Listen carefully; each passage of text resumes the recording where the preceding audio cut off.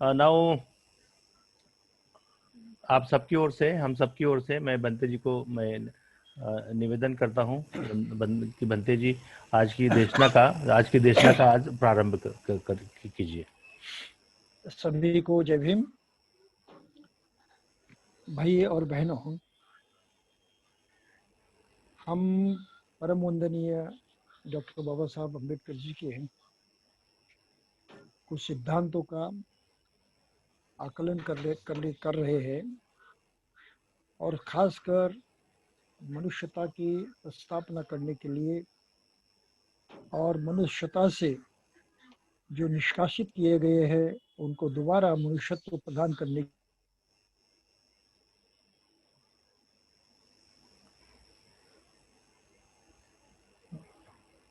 बंते जी आवाज अनम्यूट करा प्लीज। हाँ जिस हाँ तरह उन्होंने अपना संकल्प, कल्पनाएं सामने रखी, विचार सामने रखे और उस पर अमल करने की कोशिश जिंदगी भर की, ये सब हमने आज तक ध्यान में लिया है और अंततः वो इस मुद्दे पर आप पहुंचे कि मनुष्य को स्वयं ही ऊंचा बनना है, अपनी परिपूर्णता को प्राप्त करना है, सही में वो 100% इंसान बनना चाहिए और इसके लिए दूसरा कोई उपाय नहीं बगैर बुद्ध की शिक्षा को अपनाए, क्योंकि विश्व में केवल बुद्ध ही ऐसे हैं जिन्होंने अपने शिक्षा का, अपने दर्शन का जो हिस्सा है, प्रमुख हिस्सा है, वो मनुष्य को माना है। अपना धम्म उन्होंने, अपनी शिक्षा उन्होंने मनुष्य के लिए दी है, न कि मनुष्य को उन्होंने अपने धर्म से बांधा। ये बहुत ही अलग कल्पना है और इसको हम थोड़ी सी समझने की कोशिश करेंगे और इसकी शुरुआत हमें करनी है स्वयं को जानने से। दिक्कतें मनुष्य जाति के सामने दो हैं, बहुत बड़ी दिक्कतें हैं और लगभग कुछ बातें सभी के समझ में आती भी हैं, लेकिन उनको समझना मुश्किल भी होता है। जैसे कि हम खुद के बारे में उतना सही नहीं समझते हैं कि हम आखिर है क्या, क्या है, हम किस मटेरियल से बने हैं, ये हमारी यंत्रणा जो है ये कैसे बनी है और किस तरह से चलती है, इसके बारे में हमें उतना पता नहीं है। तो बात आखिर यहाँ तक आ जाती है कि हम अपने खुद को ही नहीं पहचानते, नहीं जानते। खुद की अगर सही पहचान नहीं हो, वास्तविक हम क्या है इसको नहीं जाने, तो हम अपने लिए कुछ कर नहीं पाएंगे, क्योंकि वो अपनापन क्या है इसका ही पता नहीं है, तो किसके लिए क्या करोगे। तो हम आखिर कौन हैं, ये अपनापन हमको जब मालूम हो जाता है तब अपने लिए कुछ करने का सवाल पैदा होता है। अपने को ही नहीं जाने अपने लिए क्या कर पाओगे, ये संभव नहीं है। तो बहुत ही महत्वपूर्ण सवाल है मनुष्य जाति के सामने कि वो स्वयं पहले अपने को जानने की कोशिश करे, समझे कि आखिर ये कौन सा प्राणी है, किस तरह से बना है, किस तरह से जीता है, क्या क्या करता है, उसका जीवन ये किस प्रकार की एक यंत्रणा है। इसको नहीं जाने तो हम आगे नहीं बढ़ सकते। तो इसलिए बुद्ध ने इस पर सबसे अधिक जोर दिया और उन्होंने कहा कि जो कुछ भी धर्म हो, जो कुछ भी शिक्षा हो धर्म के नाम से, वो तो मनुष्य के लिए होनी चाहिए। मनुष्य का केंद्र बिंदु होना चाहिए और ये सभी उसके लिए होने चाहिए, न कि धर्म के लिए मनुष्य। तो ये पहला तत्व जो है इसको हमें ध्यान में लेना चाहिए। कहते हैं लोग ईश्वर है, उसने सब कुछ निर्माण किया, उसके हाथ में सब है, सब उस पर निर्भर है, वही सब करता है, करवाता है। अगर ये सब है तो मनुष्य होने के नाते हमारी कौन सी जिम्मेदारी है। हम क्या करते हैं? कुछ भी तो नहीं कर सकते। तो हमारे जीवन का कोई मूल्य नहीं रहेगा, उसके लिए कोई अर्थ नहीं रहेगा। हम ईश्वर के हो जाएंगे, उसके लिए काम करेंगे, उसके लिए जिएंगे, अपने लिए नहीं जियोगे। और आखिर मनुष्य की आंतरिक प्रेरणा उसको कहती है कि तुम्हें अपने लिए जीना है, सुख पाना है। सुख की तलाश में मनुष्य जीवन भर भटकता रहता है, और आज नहीं कल सुख मिलेगा इस उम्मीद से वो हर तरह से गम, हर तरह के दुख झेलता है, सहता है, हर तरह से कष्ट उठाता है, हर तरह से कोशिश करता रहता है। आखिर ये सब करने की उसको क्या जरूरत है? अगर ईश्वर ही सब कराता है तो इसको करने की कोई जरूरत है ही नहीं। कुछ चाहत रखने की भी जरूरत नहीं है। मुझे ये मिलना चाहिए, मेरा ऐसा होना चाहिए, ये सोचने की भी जरूरत नहीं है, क्योंकि उसे अधीन कुछ नहीं है। लेकिन वास्तविक सच्चाई ऐसी नहीं है। वास्तविक सच्चाई ये है कि मनुष्य चाहता है, वो कुछ उद्देश्य रखता है, जो भी करता है उसके पीछे उसकी कोई आकांक्षा होती है, कुछ मिलना चाहिए, मेरा कुछ लाभ होना चाहिए, मेरे लिए कुछ होना चाहिए। ईश्वर करवाता है, इस बात को वो समझता नहीं, और उसको जरूरत भी नहीं समझने की। उसको इतना मालूम है कि मैंने जो कुछ किया मेरे लिए होगा और मेरे लिए मुझे ये करना है, इतना तो मनुष्य समझता है। तो इस तरह मनुष्य का अपना निजी धर्म, निजी तत्व ज्ञान, निजी जो कोई उसकी संकल्पनाएं, विचार हैं, वो अपने खुद के लिए होती है। ये प्रथम बात हमको ध्यान में रखनी चाहिए। चाहे वो विश्वास किस पर भी करे, किसी भी बातों को माने, लेकिन आखिर प्रत्यक्षात वो स्वयं के लिए जीता है। एक बेहतरीन मुझे वाक्य याद आता है।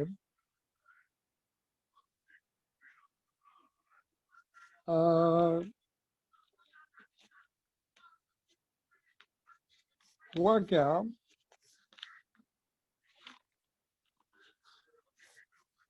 कि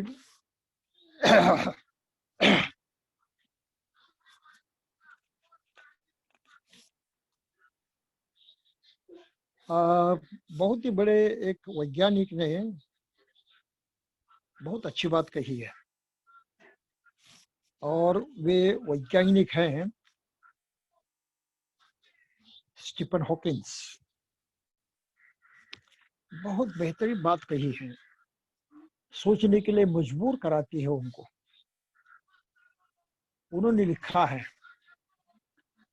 I have noticed even people who claim everything is predestined and that we can do nothing to change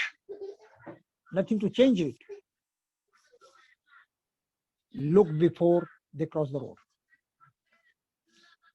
उन्होंने कहा कि मैंने ऐसा देखा है कि जो लोग इस बात पर विश्वास करते हैं, समझते हैं कि सब कुछ पहले से तय हो चुका है,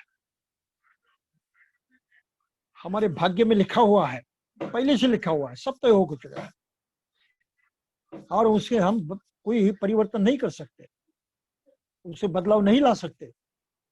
इस तरह से श्रद्धा रखने वाले लोग भी जब रास्ता क्रॉस करते हैं तो इधर उधर देखते हुए करते हैं। क्या ये सही नहीं है? अरे सब पहले से तय है तो तुम्हें इस तरफ और उस तरफ देखने की जरूरत ही नहीं, सीधे किसी भी तरह से रास्ता क्रॉस कर दो।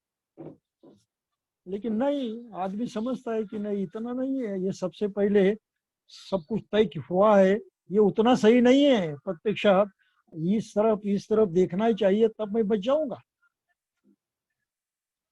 तो स्टीफन हॉकिंस ने अपने जीवन की सच्चाई बताई है कि मनुष्य की मान मान्यताएं, श्रद्धा, विश्वास चाहे कुछ भी हो, लेकिन पहले वो खुद की हिफाजत चाहता है, पहले वो खुद की भलाई चाहता है, कहीं ना कहीं उसके मन में वो आशा रहती है कि मेरा कुछ अच्छा हो, मेरे लिए कुछ हो, मुझे कुछ मिले। तो इस वस्तुस्थिति को, इस सच्चाई को नकारा नहीं जा सकता। और इसलिए बुद्ध ने ये भी कहा है कि मनुष्य ने सिर्फ अपने से ही शुरुआत करनी चाहिए अपने जीवन की, और वहीं से शुरुआत होती है। तो क्या है बुद्ध के ही शिक्षा के अनुसार मनुष्य क्या है, कैसी पहचान है उसकी? तो बुद्ध ने कहा है कि मनुष्य 2 अंगों से बना हुआ है। इस मशीन के 2 प्रमुख पार्ट है। मनुष्य का जीवन, ये जो मशीन है, उसके 2 प्रमुख पार्ट हैं। एक पार्ट है उसका शरीर, जिसको बॉडी कहते हैं, और दूसरा पार्ट है उसका मन, कॉन्शियसनेस, चेतना शक्ति। तो मनुष्य इन 2 भागों से बना हुआ है, बॉडी एंड माइंड, शरीर और मन। लेकिन इतना ही पर्याप्त नहीं है। बॉडी तो स्थूल है, एक रूप है, घन है, देखी जाती है, समझी जाती है। लेकिन इस रूप से जुड़ी हुई जो इंद्रियां हैं, ये इंद्रियां बहुत महत्व रखती है, बहुत मायने रखती है। क्योंकि इस शरीर का जो चलन होता है वो उस पर निर्भर है। इसका जीवित रहना संभव होता है उन इंद्रियों पर निर्भर है। तो कौन से अवयव है ये, कौन सी इंद्रियां है? तो शॉर्ट में कहा जाता है 5 है, और उसमें और एक छठी मिलाई हुई है। तो मनुष्य की 5 इंद्रियां कौन सी है? उसके पास आंखें हैं, फिर उसके कान होते हैं, फिर उसकी नाक होती है, घ्राण, फिर उसकी जिह्वा होती है, और फिर उसकी काया है, इससे मतलब त्वचा होती है, जो स्पर्श पे काम आती है। तो इन 5 अंगों के माध्यम से मनुष्य का बाहरी सब चीजों से संपर्क स्थापित होता है। इन सब चीजों से उसका कम्युनिकेशन होता है। इन सब चीजों के माध्यम से, 5 इंद्रियों के माध्यम से वो जीता है, उसका जीना संभव होता है। और इन 5 शारीरिक इंद्रियों के पीछे इनको चलाने वाला, उन पर अमल करने वाला, उनका उपयोग करने वाला मन नामक छठा इंद्रिय होता है। तो मनुष्य के अंत में इस तरह से 6 भाग होते हैं, 6 पार्ट। उसमें है चक्षु है, यानी आंखें हैं, कान है जिसके माने श्रोत है, घ्राण है, सॉरी, घ्राण है जिसके माने नाक है, जिह्वा है जिसके माने जीभ है, और शरीर है जिसमें स्पर्श करने की, अनुभव करने की ताकत है, तो वो शरीर है। तो इन 5 इंद्रियों के माध्यम से उसका संपर्क और से स्थापित होता है, और यही उसके जीवन जीने के सही आधार है। इनके अभाव भी जीवन नहीं जी सकता। तो होता क्या है, आंखों से देखता है तो उसको रूप दिखाई देते हैं, अलग अलग चीजें दिखाई देती है, वस्तुएं दिखाई देती हैं, और उनको पहचानता है। आप कभी प्रयोग करके देखिए अपने स्वयं के घर में, जिसका कोना कोना हम जानते हैं, हर चीज से हम वाकिफ हैं, कौन सी चीज कहाँ रखी है, कैसे रखी है, सब कुछ जानते हैं, कोना कोना। तो एक बार अपनी आंखें बंद कीजिए और अपने घर में वैसे जैसे पहले मुक्त प्रकार से सैर करते थे, व्यवहार करते थे, वो करके दिखाइए। संभव नहीं होता, यह असंभव हो जाता है। तो आंखें इतनी महत्वपूर्ण इंद्रियां हैं कि जिनके सिवा मनुष्य का जीवन लगभग खत्म जैसे हो जाता है। और इन आंखों से वो रूपों को देखता है, उनको पहचानता है, उनकी उपयोगिता जानता है और उसमें से चाहत निर्माण होती है, इनमें से मुझे क्या चाहिए और क्या नहीं। तो चाहने वाली चीजों को अपनाने की कोशिश करता है, जो नहीं चाहता उनसे दूर रहने की कोशिश करता है। ये उसका जीने का तरीका है, इसमें कोई फर्क नहीं पड़ता। कानून से वो सुनता है और सुनने से उसका संबंध बाहरी चीजों से स्थापित हो जाता है, उनकी पहचान हो जाती है, उनका महत्व समझता है और क्या चाहिए क्या जो नहीं, इस पर वो सोच करके जो चाहिए वो अपनाता है, जो नहीं चाहिए वो छोड़ देता है। उसी तरह से उसकी नाक भी है, वो गंध के माध्यम से भी बाहरी दुनिया को जानता है और गंध के माध्यम से क्या चाहता है क्या नहीं ये समझता है और अपनी पसंद की तरह से उसका स्वीकार करता है, जो उसके लिए उचित नहीं उसको छोड़ देता है। और उसी तरह से उसकी जीवा है, जिससे उसको रस का ज्ञान होता है। तो शरीर के अंदर कौन सी चीज जानी चाहिए और कौन सी नहीं, इसका निर्णय वहां पर होता है और तब वो केवल शरीर के लिए पोषक चीजों को ग्रहण करता है, जो शरीर के लिए पोषक नहीं उनको त्याग देता है। नहीं तो विश्व में इतनी सारी विषैली वनस्पतियां हैं, विषैली चीजें हैं। अगर उसके पास जीवा नहीं होती, जीभ नहीं होती तो कुछ भी खा लेता था और मर जाता था। तो जीवा उसके रक्षण के लिए भी जरूरी है और बाहरी इतना महत्वपूर्ण संपर्क वो बनाए रखने भी बहुत जरूरी है।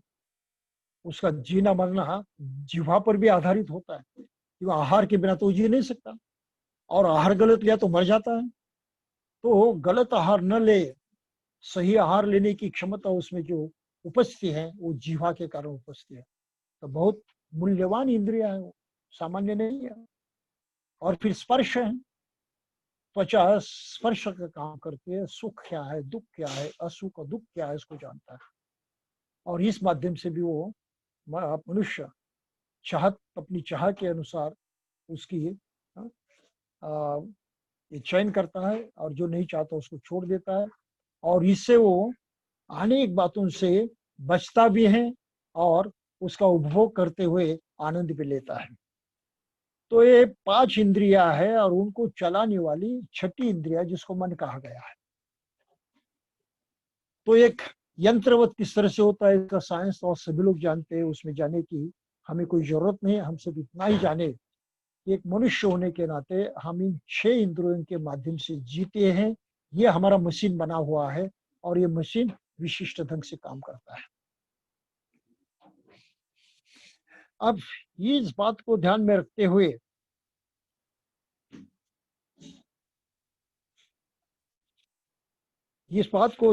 हमको ये भी समझना चाहिए कि आखिर हम में और अन्य लोगों में क्या फर्क है, अन्य प्राणियों में क्या फर्क है, अपनी हैसियत क्या है, अन्य प्राणियों की हैसियत क्या है।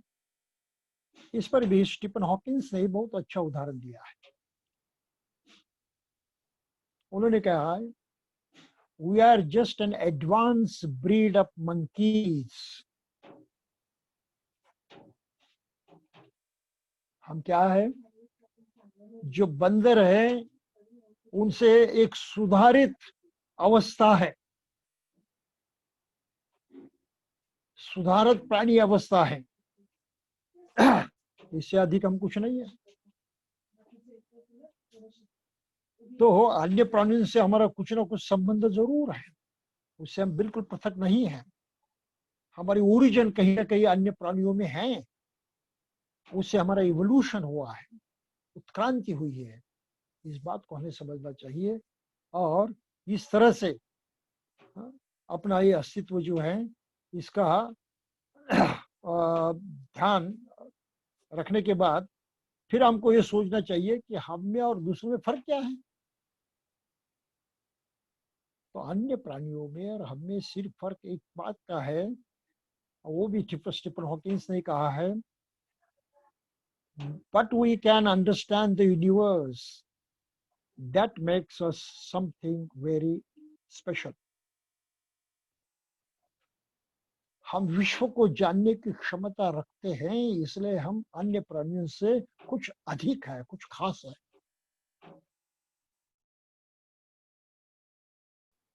तो हम अन्य प्राणियों के जैसा ही होते थे, उनसे कोई अलग नहीं हो सकते थे।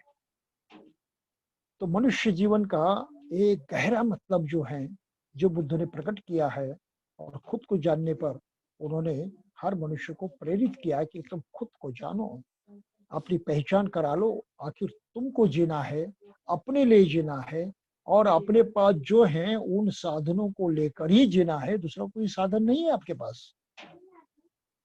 और इस तरह से मनुष्य जीते आया है, जीते रहता है, जीने की कामना करता है, मरना तो कोई नहीं चाहता।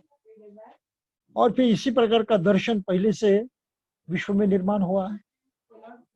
भारत की बात करें तो लोग कहने लगे कि हम ब्रह्म हैं, अहम ब्रह्मास्मि, ऐसी बात करने लगे। अरे हम कुछ है, सब कुछ हम ही है, ऐसा भी सोचते थे। लेकिन सब कुछ हम ही इतना सोचते थे, लेकिन हम किस तरह से बने हैं और किस तरह से हमारा ये यंत्र काम करता है, इसकी जानकारी उनको नहीं थी। एक विचार सोच आया उनकी कि हम भी कोई कम नहीं, हम खास है, तो हम ब्रह्मास्मि।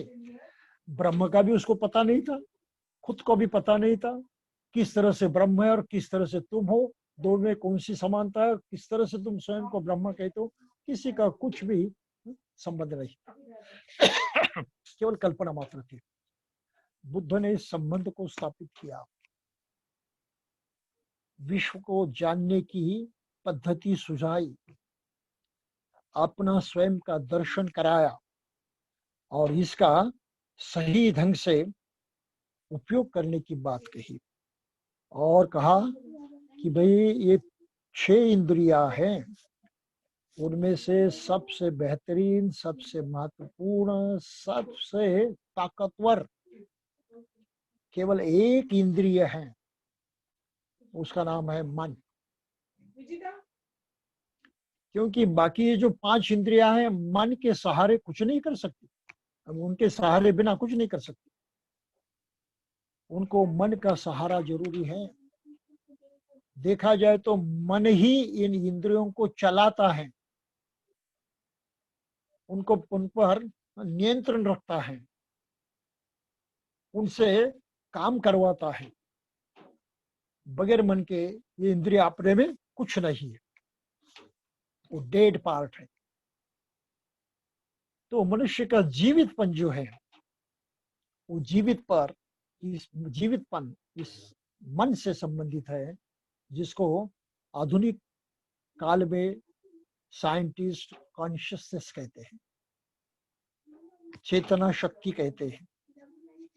और इस मन की खोज करने में आधुनिक युग में बहुत प्रयास किए गए, जिसको हम साइकोलॉजी कहते हैं। और इस साइकोलॉजी में खासकर हम फ्रायड का नाम लेते हैं, जूंग का नाम लेते हैं। तो फ्रायड ने इस तरह से कहा कि मन केवल जिसको हम ऊपर से देखते हैं उतना नहीं है। हाँ? तो हमारे मन में ईड होता है, आईडी, इट, यानी अंतर प्रेरणाएं होती है, स्वयं वो कुछ हो जाता है, एकाएक से कुछ प्रेरणा जगते हम कर देते हैं। ये अनकॉन्शियस मन की शक्ति है जो हमको उस तरह से व्यवहार करने में मदद करती है। जैसे धोखा पैदा होता है, हम तुरंत सावधान हो जाते हैं, तुरंत संभरते हैं एकाएक से। तो ये मन की जो सुप्त शक्ति है, जिसको इंस्टिक्ट कहते हैं, इसको फ्रॉइड ने ईट कहा। और फिर उसने कहा मन का दूसरा जो हिस्सा है उसको ईगो कहते हैं, जिसको हम जानते हैं, हम जिस मन को जानते हैं उसको ईगो कहते हैं। और ये मन जो है, ये निर्णय करता है, अनुभव करता है, पहचानता है, वगैरह वगैरह। इस मन से हम वाकिफ है। ये जो है इंस्टिंक्टिव नॉलेज मन जो है, इसकी हमें कोई जानकारी नहीं है। और फिर फ्राइड ने कहा कि और भी इसके अंदर एक मन होता है जिसको सुपर ईगो कहा जाता है। और इस सुपर ईगो बहुत ऊंचे तत्व ज्ञान की बातें करता है, उनकी तरफ खींचा जाता है, उनकी कामना करता है, उनकी कल्पनाएं करता है, जैसे नैतिकता है, मानवीय मूल्य है, समाज की स्थिति है। ऐसे अलग अलग जो उत्तम विचार है, मूल्यवान विचार जो है, इनसे जुड़ा हुआ है, उसको सुपर ईगो है। तो मन को इस तरह से समझने की आधुनिक युग में बहुत सारे वैज्ञानिकों ने बहुत अच्छे ढंग से कोशिश की है। तो इन मन के माध्यम से ही हम अपना जीवन जीते हैं, बगैर इसके नहीं जीते। तो आम तौर पर हमारा मन हम कैसे जानते हैं? डे टू डे लाइफ में, हर दिन के जीवन में हम अपने मन को कैसे जानते हैं? निश्चित रूप से हम जानते हैं हमारे हर दिन के आचार व्यवहार से। जैसे हमको पता है कि मन से जाना जाता है, हमारा मन जानने की क्षमता रखता है। सभी जानते हैं मन के सिवा जानने की क्षमता और कहीं है ही नहीं। कान में नहीं, आंख में नहीं, हाथ में नहीं, पाँव में नहीं, कहीं पर भी नहीं। जानने की क्षमता केवल मन के पास है। शरीर की दूसरी इंद्रिया कोई काम की नहीं है। फिर हम इस बात को भी जानते हैं कि हम जो सीखते हैं, पढ़ाई करते हैं, वो सीखना भी मन के माध्यम से ही होता है। मन के सिवा सीखना संभव नहीं है।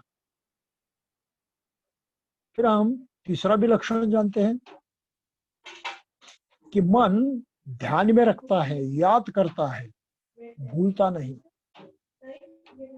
तो याददाश्त ये मन की शक्ति है, याद करने की ताकत है। मन ही याद करता है, शरीर के दूसरे अंग नहीं कर सकते। और फिर हम ये भी कहते हैं कि मन प्रकट भी करता है,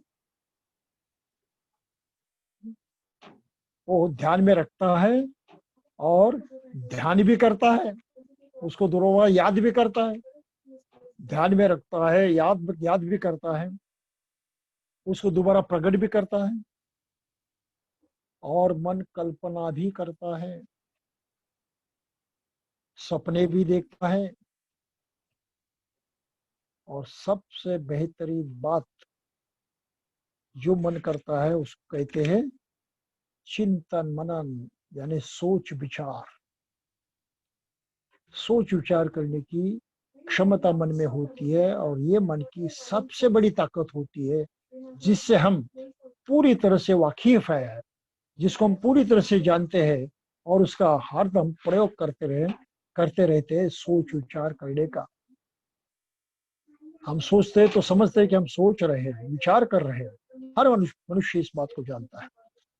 तो मन की ये सभी तरह की जो शक्ति है, वो वास्तव में हमारी एकमात्र शक्ति है। अगर मन नहीं होता तो हम कुछ नहीं कर पाते थे। मन नहीं होता तो हमारा डे टू डे का जीवन जो है, हर दिन का जीवन है, जीना संभव नहीं हो सकता। तो मन यहां तक रुकता नहीं है। ये इतनी काबिलियत, इतनी योग्यता मन के पास होने के बाद मन हमको करने के लिए बाध्य करता है, हमसे करवा लेता है। हम खुद ब खुद नहीं करते, पहले मन में आ जाता है करना है या नहीं।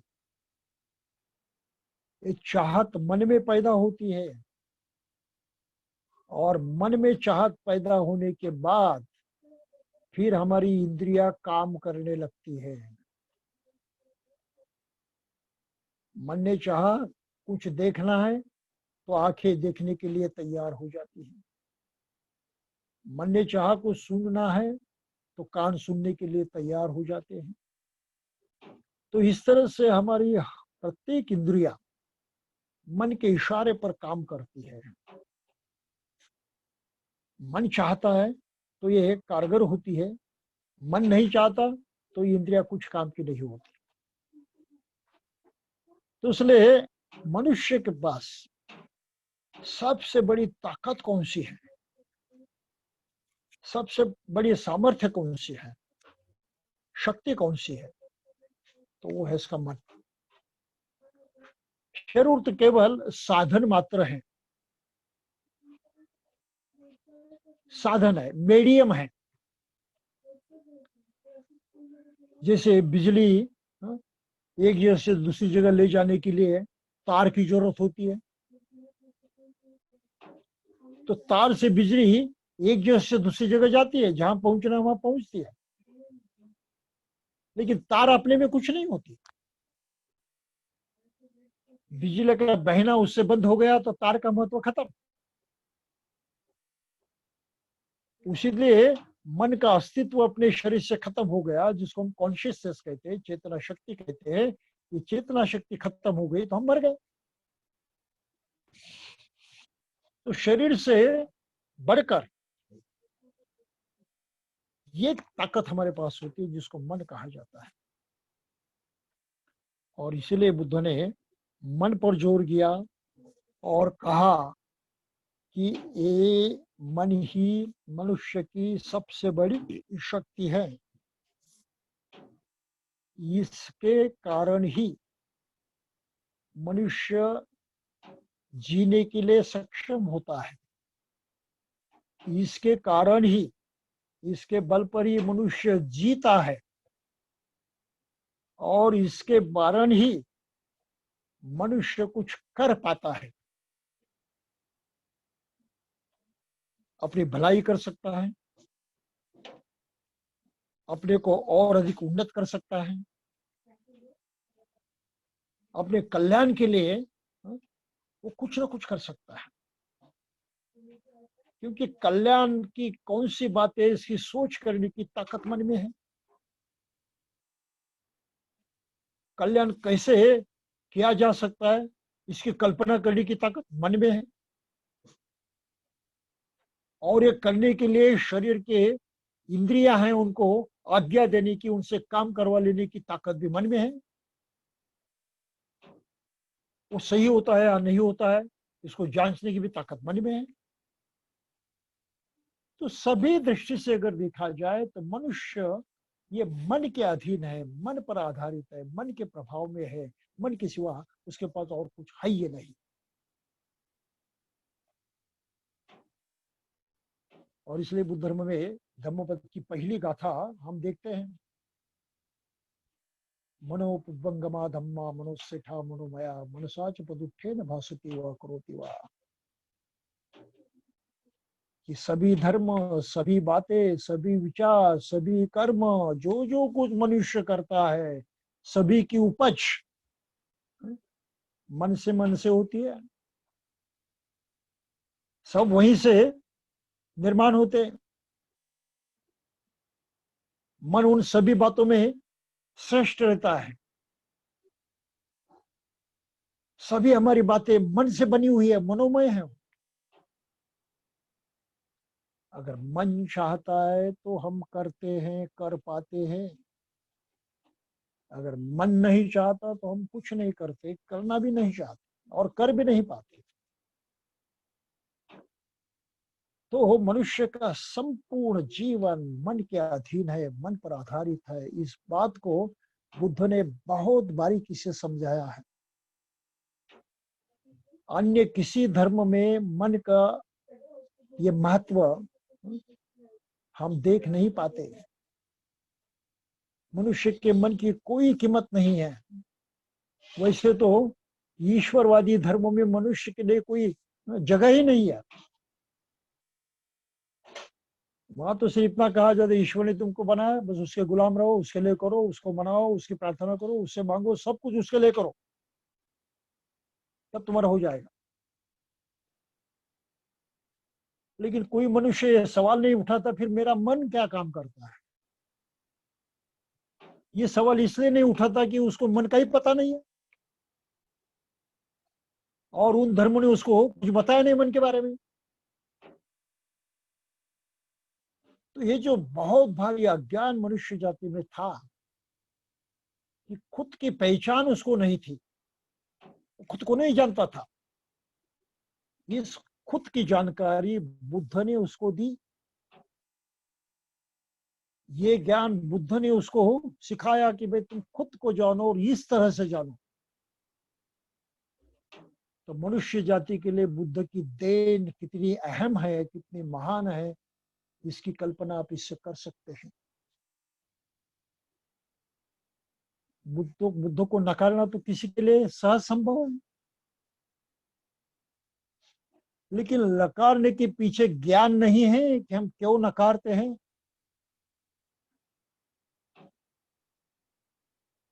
स्वीकार करने की बात तो और आगे रही। इसलिए जैसे मनुष्य अपने जीवन के बारे में सोचना शुरू कर देता है और इस तरह से एक एक बात वो जानने लगता है, तब कहीं उसको पहचान हो जाती है कि हाँ, बुद्ध ने जो कहा वो बात सही है कि मन के सिवा मैं कुछ नहीं हूं, मुझसे कुछ नहीं हो सकता, मेरा जीना इसके बगैर असंभव है। तो अपने स्वयं के बारे में इस प्रकार की जानकारी बुद्ध ने मनुष्य को दी है और फिर वो मन की गहराई में उतरने की शिक्षा देते हैं कि भाई तुम ऊपर ऊपर से मन को जानते हो, मन के अंदर जो अद्भुत शक्ति समाई हुई है उससे तुम्हारा कुछ संपर्क स्थापित नहीं हुआ है और एकाएक से नहीं हो सकता हो, जिसको हम इंटेलिजेंस कहते हैं। इंटेलिजेंस के माने बुद्धिमत्ता। वो इंटेलिजेंस क्या होती है, इसके बारे में भी बहुत अच्छी बात स्वयं स्टीफन हॉकिंस ने कही है। उन्होंने कहा है intelligence is the ability to adopt to change. जो परिवर्तन होते रहता है उस परिवर्तन के अनुसार अपने में परिवर्तन लाने की क्षमता, ये बुद्धिमत्ता है।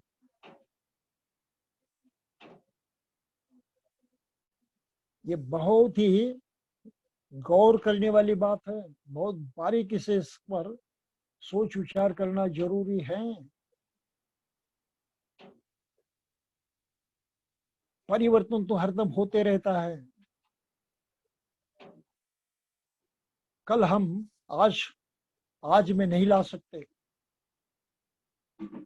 जो बीता सो बीता, हमारे हाथ में कुछ नहीं रहता। जो कल आने वाला है उसका हमें एहसास नहीं है कि क्या होगा, कैसे होगा, आएगा नहीं भी। तो आखिर हमारे हाथ में सिर्फ अभी अब का वक्त रहता है, वह मोमेंट रहता है, वो क्षण रहता है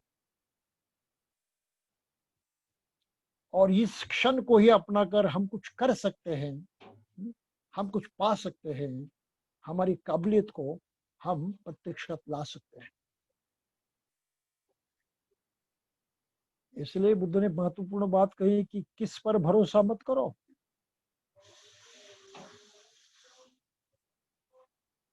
अपनी जिम्मेदारी और किसी पर मत सौंपो।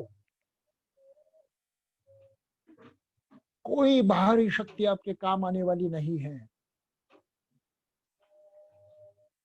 बाहरी सब चीजों को अपनाने की, उनको प्रत्यक्षात लाने की, उसका प्रयोग करने की पूर्णतः शक्ति तुम्हारे मन में है, तुम्हारे पास है। किसी से मांगते हो और मांगने से क्या मिलेगा, कभी मिलेगा नहीं। और बहुतांश धर्मों ने क्या सिखाया है कि मांगो, ईश्वर से मांगो, प्रार्थना करो, उसको खुश रखो, उसको कुछ अर्पण करो, उससे भय मानो, उसकी इच्छा के बगैर कुछ करने की कोशिश मत करना, डरो उससे। तो इस तरह से मनुष्य पूरी तरह से परावलंबी हुआ है, डिपेंडेंट हुआ है, औरों पर आधारित हो गया है। उसका जीवन अपने हाथ में नहीं रहा, और दूसरों पर अवलंबित होने के बावजूद उसके हाथ में कुछ नहीं लगता, उसकी चाहत के अनुसार कुछ नहीं होता। पूरी तरह से वो अपाहिज हो जाता है। ये समझना बहुत जरूरी है। बुद्ध ने मनुष्य को सबल बनाया। उसका अपाहिज होना जिन कारणों से था, उन कारणों को बुद्ध ने मिटा दिया, और बुद्ध ने मनुष्य को अपने इस सही ताकत को पहचानने की समझ दी है, ज्ञान दिया है, और उसका इस्तेमाल करते हुए जीने की राह दिखाई है। और भी राह इस तरह से दिखाई है कि भाई तुम इस तरह से जियोगे तो निश्चय ही अपने गंतव्य स्थान तक, जिस सुख को आप चाहते हैं हरदम, उस सुख तक पहुंच सकते हैं। एहसास भी दिलाया, ये भी निश्चय पूर्वक बताया कि मैंने स्वयं करके देखा है, ये मैं अपने सुखों तक पहुंच चुका हूं, सभी सुख मैंने पाए हैं, दुख से पूरी तरह से मैं छूट गया हूं। इसी तरह से अपने मन के माध्यम से ही मैंने सब कुछ किया है। अब तुम्हारे पास भी वही शक्ति है, उसका सही ढंग से इस्तेमाल करो, ताकि तुम भी अपने गंतव्य स्थान, दुख मुक्ति की अवस्था, सभी सुखों का एहसास कर पाओगे, अगर तुमने इसका प्रयोग किया तो। औरों से मांगना छोड़ दो, औरों की तरफ देखना छोड़ दो, उनसे अपेक्षा करना छोड़ दो। वो कुछ देंगे इसलिए उनको मनाना भी छोड़ दो, कुछ काम का नहीं है। आखिर सब तुम पर विश्वास निर्भर है। तो ये एहसास मनुष्य जाति को देने की क्षमता बुद्ध में थी, क्योंकि उन्होंने स्वयं उसका अनुभव किया था। तो उन्होंने मनुष्य को कहा, अत्ता ही अत्तनो नाथो, अरे भाई तुम ही स्वयं के स्वामी हो, तुम ही स्वयं के मालिक हो, कोई नाथो परोसिया, तुम्हारा स्वामी दूसरा कोई नहीं हो सकता, तुम्हारा मालिक दूसरा कोई नहीं हो सकता। अत्तनाव सुदंतेन नाथो लभति दुर्लभं। तुम्हें सिर्फ एक बात करनी है, अपने को सही ढंग से, अपने मन को सही ढंग से इस्तेमाल करना है, उसको सही ढंग से काम करने की आदत लगाना है, शिक्षा देनी है। सही ढंग से तुम्हारे मन का तुमने अगर प्रयोग किया, इस्तेमाल किया, तो तुम स्वयं के बेहतरीन मालिक बन जाओगे, स्वयं के शास्ता बन जाओगे। इसलिए तुम ही तुम्हारे मालिक हो, और किसी की तरफ देखते हो। ये एहसास, ये विश्वास जो है बुद्ध ने सबको दिया है, इस बात को हमें समझना चाहिए। तो कुछ बुनियादी बातें हैं। मनुष्य स्वयं अपने को जाने, जाने इस तरह से, अगर इन बातों को नहीं जाना, नहीं समझा, तो हमारा जीवन जीना मुश्किल हो जाएगा।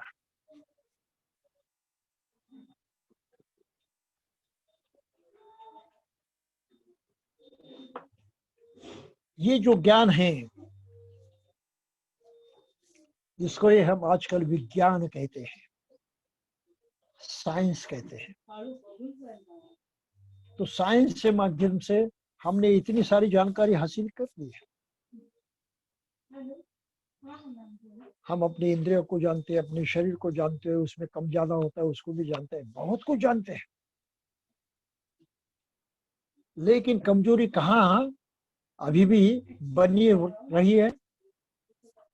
वो कमजोरी बनी रही है इन इंद्रियों का, इस मन का सही ढंग से उपयोग करने की क्षमता हमें नहीं है। इससे हम अभी भी जानते नहीं है।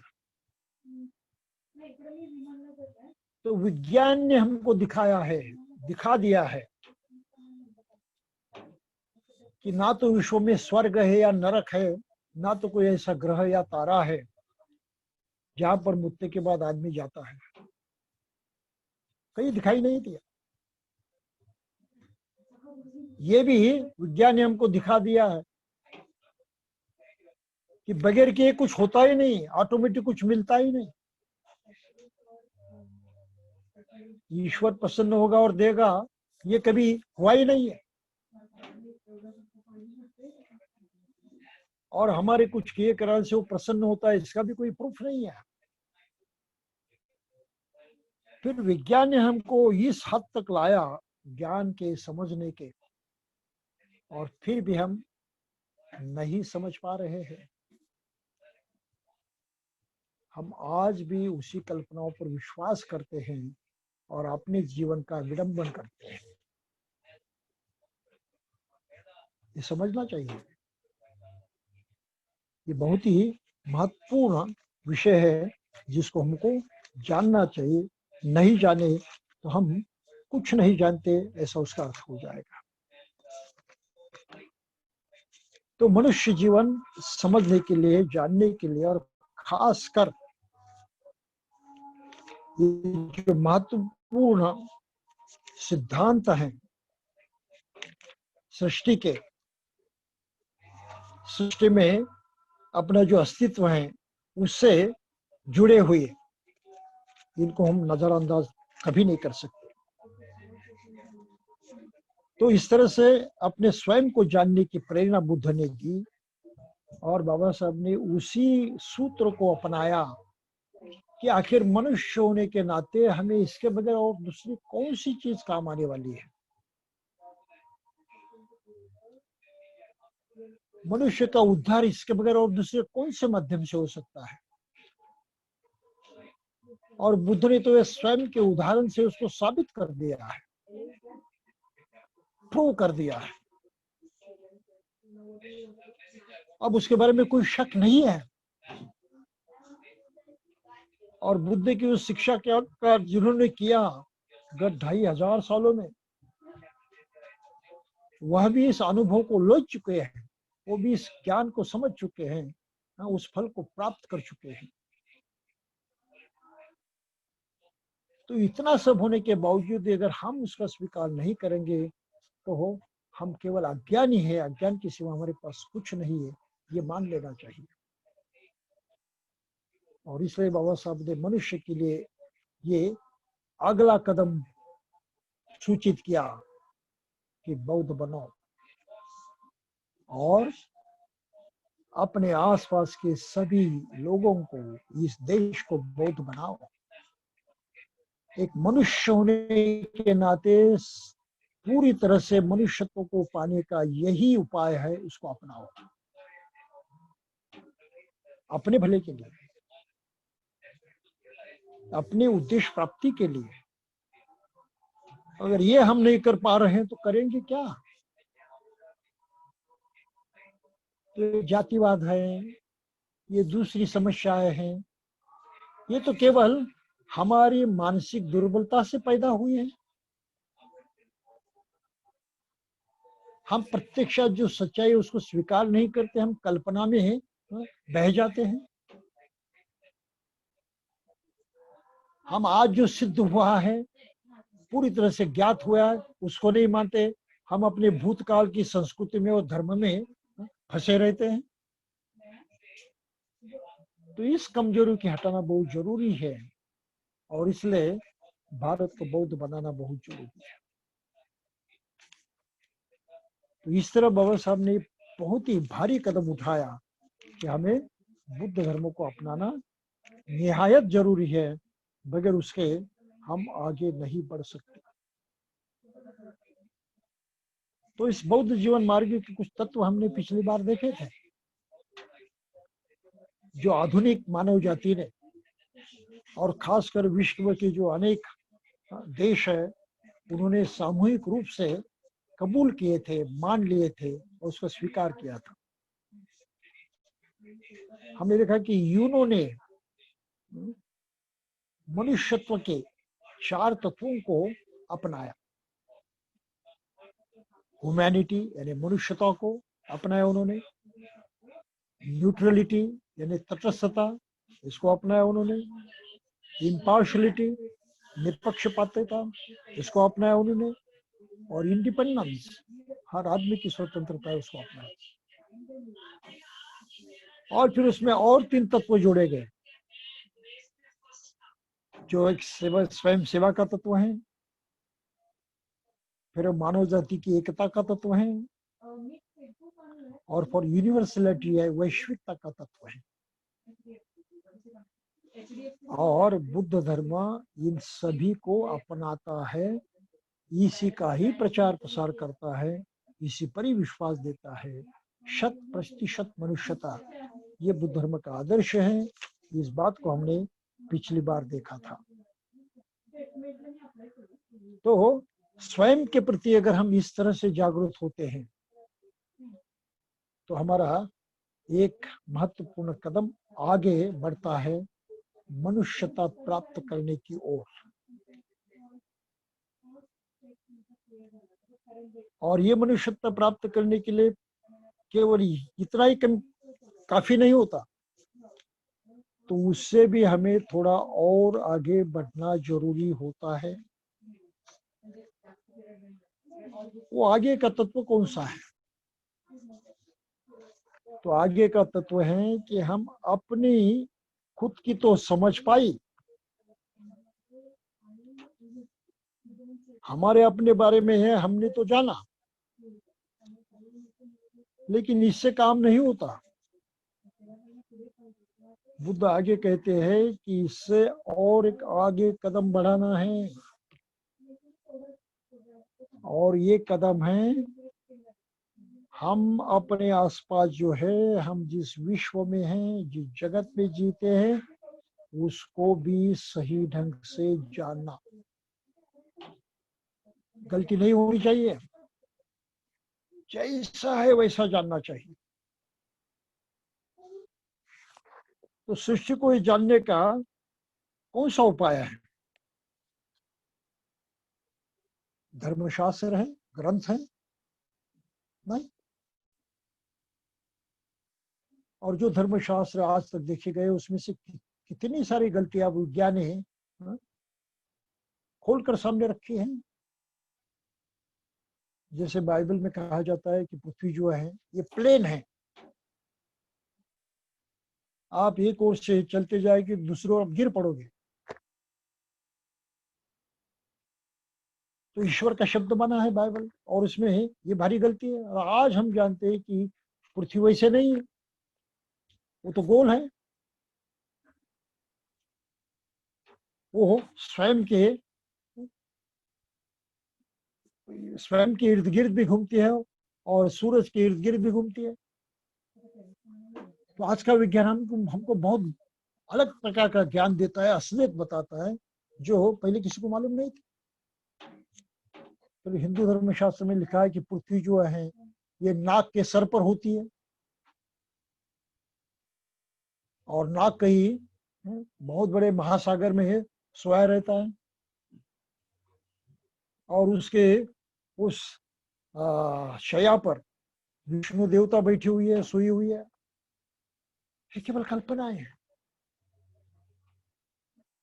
ये विश्व का सही रूप नहीं है, ये उसकी सही पहचान नहीं है, केवल कल्पना मात्र है। अगर हम कल्पना पर भरोसा करने लगे तो हम कहीं ना कहीं गुम हो जाएंगे, फंस जाएंगे, हमारे हाथ कुछ नहीं लगेगा, गलतियां हो जाएगी, और गलती की सभी परिणाम हमको भुगतने पड़ेंगे। तो आइंस्टाइन ने कभी कहा था, मनुष्य की चेतनावनी उन्होंने दी थी कि अगर तुम्हारी समझ बढ़नी है, समझने की ताकत अगर तुम्हारी और अधिक बढ़नी है, तो तुम्हें क्या करना चाहिए? Look deep into the nature, ये सृष्टि है उसमें हाँ, गहराई से देखने की कोशिश करो, देखो। सृष्टि के अंदर गहराई से देखने पर तुमको हाँ, समझने की ताकत आ जाएगी, हर चीज को जानने की ताकत पैदा होगी। look into look deep into the nature, and then you will understand everything better. तो सृष्टि के अंदर गहराई से देखो, तब तुम हर चीज को सही ढंग से जान पाओगे। और बुद्ध ने इसी ओर इशारा किया है। ढेर सारे सूत्र में उन्होंने कहा है कि ये पृथ्वी है, ये सृष्टि है। उन्होंने तो गैलेक्सी का प्रयोग किया है। आकाश गंगा हम कहते हैं, गैलेक्सी सूर्यमाला है, तो हमारी एक सूर्यमाला है। और बुद्ध ने उस जमाने में कहा कि केवल हमारी ही नहीं है, ऐसे 10 लाख करोड़ सूर्यमालाएं हैं, एक दो नहीं।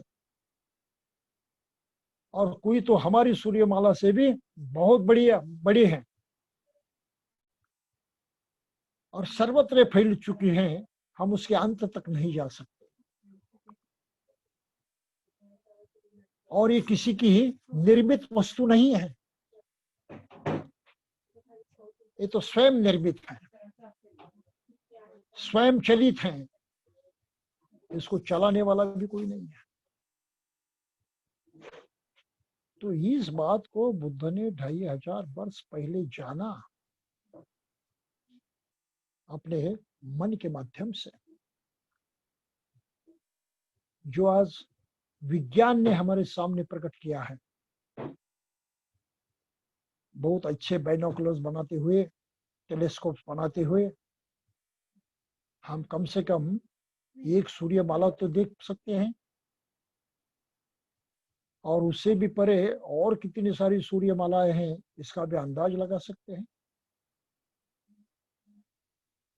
तो बुद्ध ने सच्चाई जानी सृष्टि की भी, विश्व की भी। और तो और उन्होंने कहा कि ये जो जग हम कहते हैं, हम जो सृष्टि कहते हैं, जो यूनिवर्स कहते हैं हम उसको, ये निरंतर प्रसरण करता है, इसका एक्सपेंशन होता है, प्रसरण होता है, फैलता है, वो निरंतर फैलने की प्रवृत्ति है इसकी, एक्सपेंशन। और ये आज वैज्ञानिकों ने भली भांति साबित कर दिया है कि यूनिवर्स जो है ये एक्सपैंडिंग है, वो फैलता रहता है हरदम। और बुद्ध ने ये भी कहा था कि यूनिवर्स संकुचित भी होता है, समेट भी जाता है।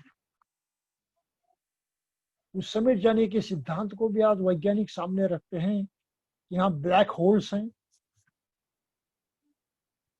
और एक ब्लैक होल्स ऐसी कितनी सारी सूर्यमालाएं ये निगल लेता है और वो पूरी तरह से निष्क्रिय हो जाती है। सूर्य का प्रकाश, उसकी ऊष्मा पूरी तरह से नष्ट हो जाती है, उस अंधकार में समा जाती है।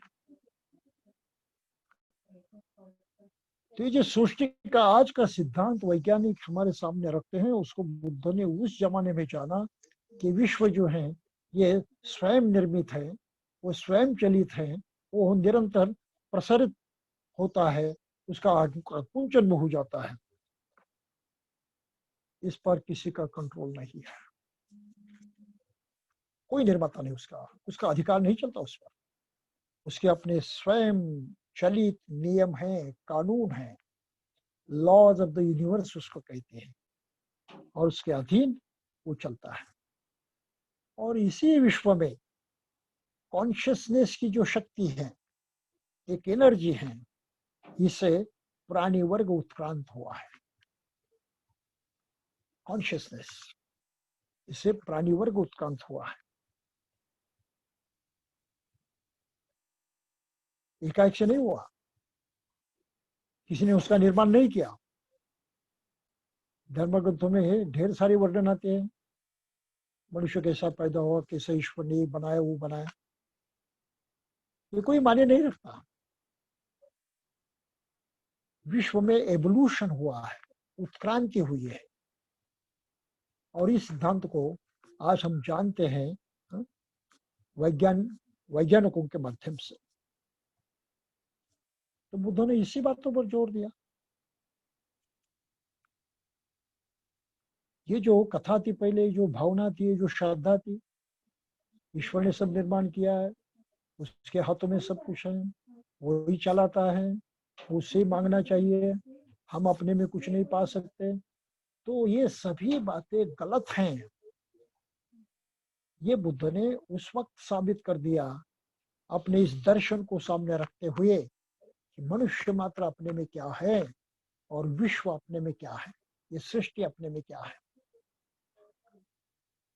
और ये दर्शन उन्होंने मनुष्य को सिखाया कि तुम जानो, तुम सीखो, तुम उसको अवगत हो जाओ, क्योंकि इसके बगैर तुम्हारा काम नहीं चलेगा। तो ये परिवर्तन, मनुष्य जीवन का परिवर्तन होने का ये मूल विचार है, ये मूल शिक्षा है। और मनुष्य चाहे अनचाहे जितने भी बुराइयों में फंसा हुआ है, दुखों में फंसा हुआ है, उससे भी मुक्त होने का यही उपाय है, दूसरा नहीं है। तो इस वैश्विक सत्य को बुद्ध ने लोगों के सामने प्रकट किया, जिसको बाबा साहब ने ठीक ढंग से पहचाना और भारत में लोगों को दे दिया कि तुम इसको अपनाओ, इसको समझो। हमने पीछे कहा था कि बाबा साहब ने बदल परिवर्तन के बारे में क्या कहा था, सांकल्पनिक बदल होना चाहिए, वैचारिक परिवर्तन होना चाहिए, नोशनल चेंज। तो ये नोशनल चेंज की बात यहाँ फिर से आ जाती है कि हमारी संकल्पनाएं, हमारी विचार, हमारी धारणाएं आज तक जो थी उसमें परिवर्तन होना चाहिए, और वो परिवर्तन कुछ ठोस मुद्दों पर होना चाहिए, ठोस बातों पर होना चाहिए। और ठोस बातें हैं मनुष्य और उसका मन और सृष्टि की अपनी स्वयं की चलने की प्रक्रिया, इसे अवगत होना जरूरी है। इसके बारे में हमने कुछ ज्ञान नहीं प्राप्त किया तो हम कुछ नहीं प्राप्त कर सकते, हमारे लिए कोई भविष्य नहीं है, कोई यानी कोई भविष्य नहीं है। तो स्वयं के बारे में जानना, सृष्टि के बारे में जानना, यहाँ से हमारे जीवन की शुरुआत हो जाती है। दूसरे शब्दों में कहा जाए तो हमारा जीवन हमसे ही शुरू होता है, हमारा धर्म जीवन हमसे ही शुरू होता है। बुद्ध का धर्म हमसे ही शुरू होता है। बुद्ध का धर्म ये हमारा धर्म है वास्तविक मनुष्य का, और मनुष्य का धर्म मनुष्य के साथ ही शुरू होता है, उसके पास से ही शुरू होता है, बाहर से कहीं नहीं। और इस तरह से हमें अपनी जिम्मेदारी उठाना आवश्यक है, अपने प्रति और हम जिस सृष्टि के साथ रहते हैं उसके प्रति जिम्मेदार रहना आवश्यक है। क्योंकि हमारा जीवन सृष्टि से कटा हुआ नहीं है, उसे अलग नहीं है, उसे इंडिपेंडेंट नहीं है, स्वतंत्र नहीं है। तो पूरी तरह से सृष्टि से और सृष्टि में जो जो कुछ है उसे जुड़ा हुआ है, उस पर निर्भर है, उसके बल पर ये जीवन संभव है। बगैर सृष्टि के हमारा जीवन संभव नहीं है, बगैर और प्राणी मात्र उनके हमारा जीवन संभव नहीं है। बगैर सृष्टि का जो वरदान है, प्रदान है, हवा है, प्रकाश है, अनाज है, सब कुछ है, बगैर उसके हमारा जीवन संभव नहीं है। तो हमारे मन में एक कृतज्ञता का भाव होना चाहिए, ये अपनापन होना चाहिए हर चीज के बारे में, हर प्राणी के बारे में, क्योंकि हमारा जीवन उससे पूरी तरह से जुड़ा हुआ है, प्रत्यक्ष और अप्रत्यक्ष रूप से उस पर निर्भर है, उसके बल पर हम जीते हैं। इतना ऊंचा विचार बुद्ध ने दिया है। ये अपना नाता हर चीज से किस तरह से पवित्र है, किस तरह से बेहतरीन है, सबसे श्रेष्ठ है, इसका एहसास उन्होंने इस तरह से दिया है। ये दुनिया में और किसी ने नहीं किया, नहीं समझ पाया जो बुद्ध स्वयं पाए। तो सृष्टि के जो नियम है उसको भी हम थोड़े बारीकी से समझ सकते हैं। आज के काल में विश्व के कौन से नियम हैं और बुद्ध ने कौन से नियम बताए, इसकी भी थोड़ी सी हम चर्चा कर सकते हैं। बुद्ध ने कहा, और बुद्ध ने जो नियम बताए उसमें उन्होंने अहमियत दी है मनुष्य से जुड़े हुए नियमों को प्राधान्य दिया है, और सृष्टि से जुड़े हुए नियम जो है वो उसका एक आवश्यक अंग है, इस तरह से उन्होंने प्रकट किए हैं। सृष्टि के सभी नियमों में वो अंदर नहीं घुसे, ढेर सारे नियम सृष्टि के हैं, उनकी पहचान कराने की उन्होंने कोशिश नहीं की। आवश्यक जो है उतना ही सृष्टि का वो नियमों का जो आदर्श है, नियमों की यंत्रणा है, उसको उन्होंने प्रकट किया। तो उन्होंने 5 नियमों को लोगों के सामने रखा है, 5 नियम सृष्टि के। पहला नियम जो है जिसको ऋतु नियम कहा जाता है, इंग्लिश में और वैज्ञानिक भाषा में हम कहते हैं फिजिकल इनऑर्गेनिक ऑर्डर। चांद है, सूरज है, ये ऋतु होते हैं, दिन होता है, रात होती है, बरसात के दिन होते हैं, ठंड के दिन होते हैं, उष्मा के दिन होते हैं।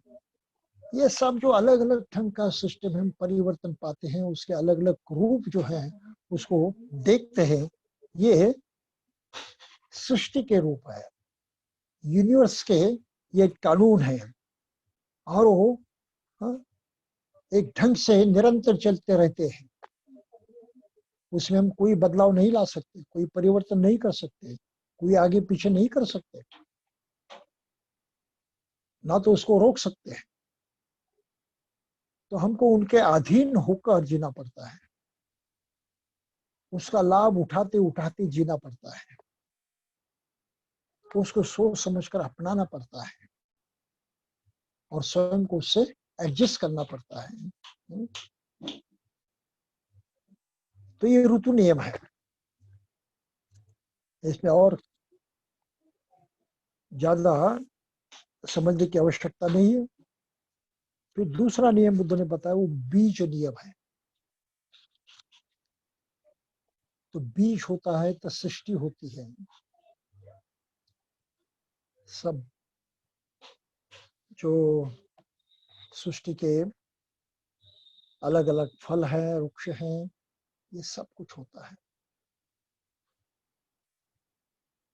और इस बीज से ही जुड़ा हुआ मनुष्य जीवन भी होता है, प्राणी जीवन भी होता है। हम शॉर्ट में कहते हैं उसको बायोलॉजी, जूलॉजी, और साइंस की भाषा में कहते हैं कि फिजिकल ऑर्गेनिक ऑर्डर है। देखिए, किसी भी धर्म को ज्ञान नहीं था उस वक्त, बुद्ध ने ये समझा और लोगों को समझाया। जो आज का विज्ञान हमको बताता है वो 2500 पहले बुद्ध ने बताया कि आप फिजिकल ऑर्गेनिक ऑर्डर हैं और फिजिकल इनऑर्गेनिक ऑर्डर हैं, और उस ऑर्डर के अनुसार ये सब विश्व का चलन होता है, वो चलता है, काम करता है, बना रहता है। इस पर किसी का कोई अधिकार नहीं, कोई नियंत्रण नहीं, इसमें कोई बदलाव नहीं ला सकता, उसके बारे में कोई कुछ नहीं कर सकता। तो हर प्राणी को, हर चीज को वो नियमों के अधीन होकर ही जीना पड़ता है, उसे समझौता करना पड़ता है, उसको अपनाना पड़ता है, और अपने को उनके अनुसार निर्माण करना पड़ता है। ये दूसरा महत्वपूर्ण नियम बुद्ध ने बताया। तीसरा नियम उन्होंने बताया धम्म नियम। उसको भी हम फिजिकल इनऑर्गेनिक नियम ही कहते हैं, जिसको ऑर्डर ऑफ नॉर्म्स कहते हैं, तो नेचुरल फिनोमेना कहते हैं। प्राकृतिक जो परिणाम होते हैं, प्राकृतिक जो क्रिया चलती है, सभी प्राकृतिक क्रियाओं का ये संचलन है, जिसको धम्म नियम कहा जाता है। संक्षेप में हम यूं तो जान सकते हैं कि 2500 साल पहले जिसको कुछ भी ईश्वर की कल्पना नहीं थी, ऐसे वक्त बुद्ध ने ये बातें कही हैं जो आज अब विज्ञान के तौर पर साबित कर चुके हैं और उसको समझ रहे हैं। ये सबसे महत्वपूर्ण बात है इसमें बुद्ध को समझने के लिए। तो बुद्ध ने कल्पनाएं नहीं की, अंदाज नहीं किए, उन्होंने प्रत्यक्षा जो अनुभव किया, जो प्रत्यक्षा जाना, वही सत्य उन्होंने हमारे सामने रखा है।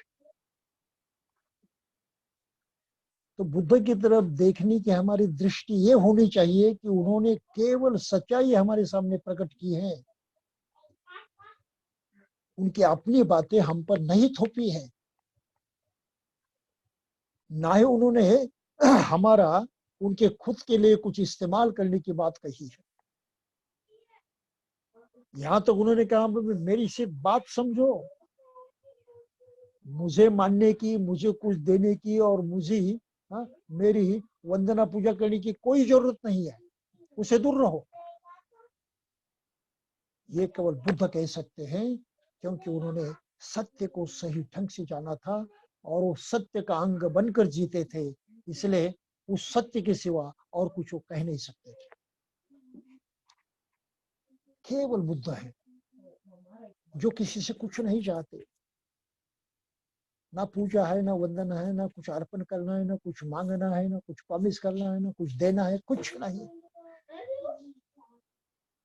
बस समझो उनकी बात को, जानो उसकी बात को, ठीक से उसको अमल में आने की कोशिश करो, और वो करने से हमारा कल्याण हो जाएगा। हम सही में विकसित हो जाएंगे एक मनुष्य के रूप में, हम पूर्णत्व को पालेंगे एक मनुष्य के रूप में जो हमारे पास नहीं है।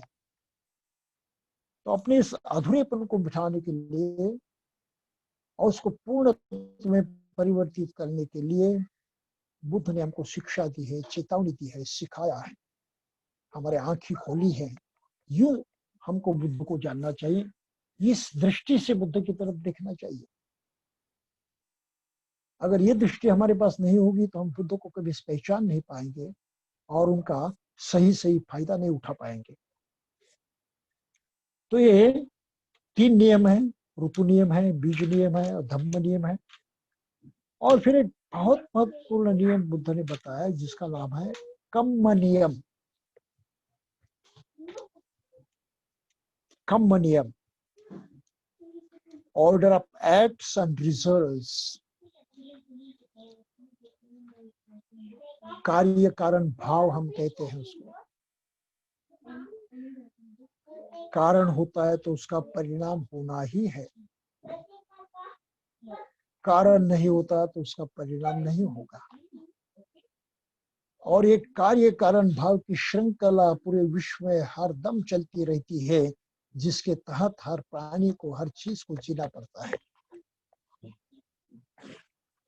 पहली दफा बुद्ध ने इस बात को प्रकट किया है कि मनुष्य के लिए ये कर्म नियम बहुत महत्वपूर्ण है। इसका जीवित रहना भी कर्म नियम के अधीन है। कैसे? तो जीवित रहने के लिए मनुष्य को हलचल करनी पड़ती है, प्रयास करने पड़ते हैं। एक जगह बैठे रहकर वो कुछ नहीं कर सकता, उसको घूमना पड़ता है, काम करना पड़ता है, कष्ट उठाने पड़ते हैं, पाना पड़ता है, अनाज की खोज करनी पड़ती है, न जाने कितनी सारी बातें करनी पड़ती है, तब वो जीता है, जीने के काबिल बन सकता है। जीवित रखने के लिए उसको हलचल करनी ही पड़ती है। और बुद्ध ने बताया कि भाई मनुष्य की हर हलचल अपने में कर्म है, हर हलचल अपने में कर्म है, और चूंकि वो अपने में कर्म है उसका परिणाम होता ही है। ये सृष्टि का नियम है, किसी के घर का नहीं है। तो उसके हर हलचल कर्म में परिवर्तित होती है, कर्म माना जाता है, और उसके परिणाम होते हैं, इस पर बल दिया जाता है। ये बहुत महत्वपूर्ण है। तो इसको हमने नहीं समझा तो हम अपने जीवन को कभी नहीं समझ पाएंगे, हमारे जीने का तरीका समझ नहीं पाएंगे, उसका महत्व नहीं समझ पाएंगे। किस तरफ जा रहे हैं, क्यों जी रहे हैं, पता नहीं चलेगा। जैसे किसी शायर ने कहा है, मुझे याद आया अभी, उसने कहा है कि जीने को जी रहा हूं पर इसकी खबर नहीं, जीने को जी रहा हूं पर इसकी खबर नहीं, मैं हूं सफर में या मेरी मंजिल सफर में है, मैं हूं सफर में या मेरी मंजिल सफर में है। क्योंकि जो पाना है उसको मुझे पता ही नहीं है, तो जो पाना है उसकी तरफ मैं आगे बढ़ रहा हूं, मैं हूं सफर में, या जिसको पाना है वही भटक रहा है, या मेरी मंजिल सफर में, पता नहीं। इसका मतलब इतना है कि क्यों मैं जी रहा हूं इसका मुझे पता नहीं, मैं नहीं जानता कि क्यों जीता हूं। तो जीने का मकसद होता है, उद्देश्य होता है, ध्येय होता है। हर मनुष्य जाने अनजाने इसको चाहता ही है, जीना चाहता है, मरना नहीं चाहता। किसी से पूछो भाई मरने में क्या हर्ज है, कोई नहीं चाहेगा मरने के लिए, चाहे कितने भी कष्ट क्यों न हो, चाहे जितना भी दुख क्यों न उठाने पड़े, लेकिन जीना चाहता है, मरना नहीं चाहता। क्यों? इसलिए कि उसको सुख की आस होती है, मिलेगा, आज नहीं कल मिलेगा, मिलना ही। तो सुख के कारण उस आशा से मनुष्य जीवित रहना चाहता है, और इसलिए उसको कर्म करना पड़ता है, प्रयास करने पड़ते हैं, निसर्ग के अनुसार उसको बर्ताव करना पड़ता है। तो ये एक कर्म नियम मनुष्य के जीवन में बहुत महत्व मान्य रखता है, जिसका हम आगे चलकर और भी कुछ अध्ययन कर सकते हैं। और फिर पांचवा नियम बुद्ध ने बताया, जिसको कहा जाता है मनोनियम। भाई मन तो इतनी भारी चीज है, इतनी बड़ी बात है, मन के सिवा तो कुछ संभव नहीं है। तो इतनी महत्वपूर्ण बात के तो कुछ नियम होने ही है ना, वो कौन से है? किस तरह से मन काम करता है, किस तरह से वो परिणाम प्रकट करता है, किस तरह से उसका इस्तेमाल किया जा सकता है, या बिल्कुल उस पर कोई अमल ही नहीं किया जा सकता। जो कुछ भी हो, लेकिन मन के अपने नियम हैं, उसके रूल्स हैं, लॉज हैं, उस लॉज के अनुसार काम करता है। तो पूरे सृष्टि में किसी की मर्जी के अनुसार कुछ नहीं होता। ऐसे ऐसे तो ऐसी बातें कुछ नहीं होती, उठपटांग बातें नहीं होती, उनके एक डिसिप्लिन है, और उस डिसिप्लिन के अनुसार जिसको रूल्स कहा जाता है, उसको लॉज कहा जाता है, उस लॉज के अनुसार जो है ये सब कुछ होता है। तो ये 5 जो नियम हैं, ये हर प्राणी के जीने के आधार हैं और उस पर नियंत्रण करने वाली शक्तियां हैं, और उसका जीवन किस तरह से बने वो बनाने की ताकत रखने वाली भी ये शक्तियां हैं। तो इसलिए बुद्ध के धम्म की ये असलियत समझने के लिए हमें ये मूलभूत बातों को सबसे पहला समझना जरूरी होता है। अगर इसको हम नहीं समझे तो हम बुद्ध धर्म को कभी समझ नहीं पाएंगे। तो इन बातों को समझना ये जो हमारी जिम्मेदारी है, इस जिम्मेदारी को निभाने के लिए फिर बुद्ध ने जो कुछ बातें बताई हैं, आचार व्यवहार करने की शिक्षा दी है, जिसको हम धम्म कहते हैं, वो समझने की तरफ हमको बढ़ना पड़ता है। तो यूनिवर्स के महत्वपूर्ण नियम है। अगर आज की तारीख को हम देखें तो महत्वपूर्ण नियम हम दूसरी भाषा में समझ सकते हैं। बुद्ध ने जो ऋतु नियम कहा है, ऋतु नियम का ब्यौरा आज के वैज्ञानिकों ने हमारे सामने बहुत अच्छी ढंग से रखा है। उन्होंने कौन कौन से रूल्स बताए हैं? विश्व के rules, the laws of the universe, modern जो अंडरस्टैंडिंग है हमारी, आज की जो समझदारी है उसके अनुसार। तो पहला नियम बनाया कि लॉ ऑफ वननेस, ये विश्व का नियम है, जिसका अर्थ हम समझते हैं कि सभी बातें एक दूसरे से जुड़ी हुई है, एवरीथिंग इज इंटरकनेक्टेड। ऋतु नियम में बुद्ध ने इसी बात को कहा है। आज के वैज्ञानिकों ने वो साबित कर दिया है कि हाँ, विश्व में एक ऐसा महत्वपूर्ण नियम है, लॉ है, जिसको हम लॉ ऑफ वननेस कहते हैं। ये आज की सच्चाई है। बुद्ध ने 2.5 साल पहले बताई, 2,500 साल पहले बताई। फिर दूसरी आज की सच्चाई जो है, लॉ ऑफ यूनिवर्स जो है, उसको कहते हैं law of vibration. Law of vibration के माने क्या है? हर चीज छोटे छोटे कणों से बनी है, छोटे छोटे टुकड़ों से बनी है, पार्टिकल से बनी है, जिसको मोलिक्यूल कहते थे, जिसको आटम कहते थे, और आजकल के वैज्ञानिक सो क्वांटा कहते हैं। तो इस तरह से अनेक चीजों से हर चीज बनी है और हर चीज एक दूसरे से जुड़ी हुई है इस माध्यम से भी। और उसका प्रकंपन होते रहता है, वो गतिशील रहते हैं, गतिमान होते हैं, उनका प्रकंपन होते रहता है, वाइब्रेशन कहते हैं उसको। उसकी फ्रीक्वेंसी होती है, एक लय होती है, गति होती है। और उसका स्मॉलेस्ट, सबसे छोटा कण जो है, छोटा हिस्सा जो है, पार्ट जो है, उसको आजकल क्वांटा कहते हैं। तो बुद्ध ने इसी बात को पहले बताया ऋतु नियम। फिर तीसरा लॉ है जिसको कहते हैं लॉ ऑफ एक्शन। इसके माने हैं हर चीज इज सेट इन मोशन,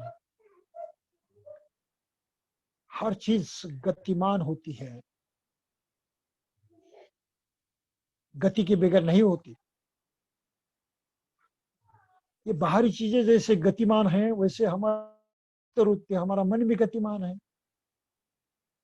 हमारे विचार भी गतिमान है, इच्छा आकांक्षाएं भी गतिमान है।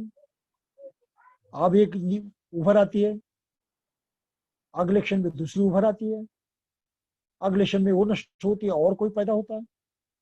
तो गतिशीलता जो है, लॉ ऑफ एक्शन, ये विश्व का नियम है जो हमको पूरी तरह से लागू है, जो बात बुद्ध ने पहले कहा धम्म नियम के माध्यम से। फिर लॉ ऑफ करस्पॉन्डेंस है, तो हम जो कुछ सोचते हैं, जो कुछ अनुभव करते हैं, अपने अंदर उसी तरह से बाहर भी हो जाता है, इसी तरह से बाहर भी प्रभाव होता है और कुछ निर्माण होता है। तो आउटर वर्ल्ड जो है, बाहरी जो दुनिया है, ये हमारे आंतरिक दुनिया का ही प्रकटीकरण होता है, रूप होता है। ये जो लॉ ऑफ करस्पॉन्डेंस है। फिर पांचवा कायदा है the law of cause and effect, जिसको हम कार्यकरण भाव कहते हैं। जहां कहीं कुछ कारण है, परिणाम होना ही है। फिर वो कारण भी ही, वो परिणाम भी कारण में परिवर्तित हो जाता है, उससे भी परिणाम निकलते रहते हैं। तो ये सिलसिला हरदम चलते रहता है, कार्य कारण भाव, बगैर कारण से कुछ नहीं होता। तो हमारी जो पुरानी श्रद्धा है वो बिल्कुल इसके विपरीत है। हम कहते हैं हमको ईश्वर कुछ देता है तो आकाश से आ जाता है हमारे हाथ में, और कुछ बुआ होते हैं, कुछ गुरु होते हैं, कुछ बाबा होते हैं, वो हमें हवा में हाथ घुमाते हैं और आपको एक अंगूठी निकाल कर देते हैं। आदमी खुश हो जाता है कि वो इतना बड़ा चमत्कार है, बाबा ने हवा से अंगूठी बनाई, सोने की अंगूठी दे दी। ये संभव नहीं है, ये विश्व के कानून के खिलाफ है। उन चंद क्षणों में ना तो बाबा के हाथ में सोने का धातु आ गया, ना तो उसे बनाने वाला वो स्वर्णकार आ गया, और इतने चंद क्षणों में उसको बनाकर बाबा के हाथ में वो छोड़ दिया और वो सब चले गए। ऐसा नहीं होता है। इस प्रक्रिया के विरुद्ध में कुछ नहीं होता। ये केवल चालाकी है, ये केवल भ्रम है। मनुष्य को गुमराह किया जाता है, चालाकी की जाती है। तो ये विश्व के नियम में नहीं आता है, इस तरह से विश्व का काम नहीं होता। लेकिन फिर भी मनुष्य अपने अज्ञान के कारण ऐसे चमत्कारों पर विश्वास करता है, उसमें फंस जाता है और उसके पीछे दौड़ता है। मुझे ये प्राप्त होगा, वो प्राप्त होगा, ये पूजा करनी चाहिए, वो पूजा करनी चाहिए, ऐसा करना चाहिए, वैसा करना, बह जाता है उसमें। तो सृष्टि के नियमों के विरुद्ध बर्ताव करने से उसके हाथ में कुछ नहीं लगता, लगने वाला भी नहीं है। उलट गलत काम करने से उसके गलत परिणाम होते हैं। तो बुद्ध ने इस बात पर जो जोर दिया है कि सृष्टि के भी नियम को समझो, अनजान मत रहो उसके बारे में। इसका महत्वपूर्ण कारण ये है कि अगर अनजान रहोगे तो तुम्हारे जीवन में बाधा पैदा होगी, दुख पैदा होगा, गलतियां निर्माण होगी और उसके परिणाम आपको भुगतने पड़ेंगे। तो एक law of cause and effect बहुत ही मायने रखता है, बहुत महत्वपूर्ण है। फिर छठा कानून है जिसको कहा है लॉ ऑफ कॉम्पेंसेशन। ये है law of cause and effect जो है उसका एक और बढ़ा हुआ परिवर्धित रूप है कि कुछ करते हैं तो उसके बदले में कुछ हो भी जाता है। इसमें एक्शन रिएक्शन भी आ जाता है। फिर जो लॉ आता है, जैसे अब ये एक्शन रिएक्शन भी आ जाता है। दूसरा भी ये जैसे जैसे हमने किसी को दान दिया तो कॉम्पेंसेशन हो जाता है। क्या कॉम्पेंसेशन हो जाता है? किसी न किसी हद तक हमको अच्छा लगता है, एक राहत मिलती है, मानसिक शांति मिलती है। ये कॉम्पेंसेशन हुआ, ये हमको अधिक में मिल गया। तो कॉज लॉ का कॉज ऑफ इफेक्ट भी है और कॉम्पेंसेशन भी है, कुछ ना कुछ प्राप्ति हुई इसलिए।